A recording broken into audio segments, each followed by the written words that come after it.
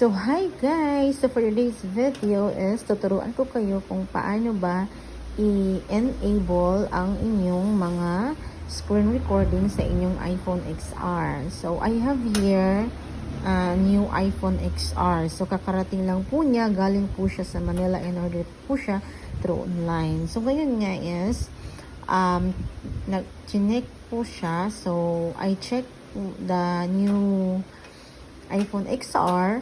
Pero wala po siyang screen recording. So, isa-set ko po siya ngayon.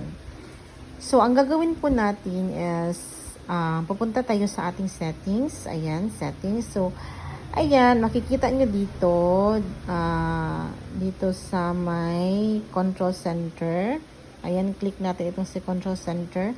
So, ang nakalagay dito is, wala po siyang customized control center. So, supposed to be, dito po siya nakalagay sa itong reset control center is yung nakalagay dyan sa ibang iPhone is itong customized control center. So, ngayon nga is, wala pa siyang customized control center. So, kailangan muna natin siyang iset. So, guys, remember po, take note na kailangan naka-on po ang access within application. So, access within app. So, kailangan naka-green po yan. So, ang gagawin natin ngayon is back po tayo. Babalik tayo sa ating home. Ayan. Dito sa may taas, dito, ayan, sa itinuro ko, i-drag lang natin yan. So, dito natin makikita kung paano ba iset itong si control center. Paano natin i-customize itong si control center. So, i-drag natin yan. So, sa nakikita niyo yan, guys, dito sa may taas, may plus na sign po yan. So, i-click po natin yan. Ayan. So, pag na-click na po natin yan, is i-click po natin itong sa baba, itong si add a control. Ayan, click natin yung add a control. Tapos, dito sa hanapin natin si screen recording. So, ayan guys, nakikita ko na po siya. So, ito po si screen recording. So, ang gagawin po natin is, click po natin yan. So, tadang! Ayan, nakaset na po siya. Nakalagay na po siya dito. Ayan, oh. So, nakikita nyo guys, nandyan na po siya.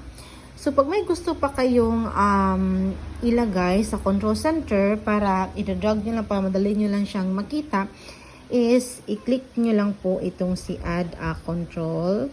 Ayan, si add a control. Tapos, pag ma-click mo po yan, ayan, mag-select po kayo dyan kung ano bang gusto nyong i-add. So, sa akin is tapos na akong mag-add. Kaya, back na tayo. So, ayan guys. So, nakalagay na po dito si screen recording. So, ngayon is pwede na kayong mag-screen recording.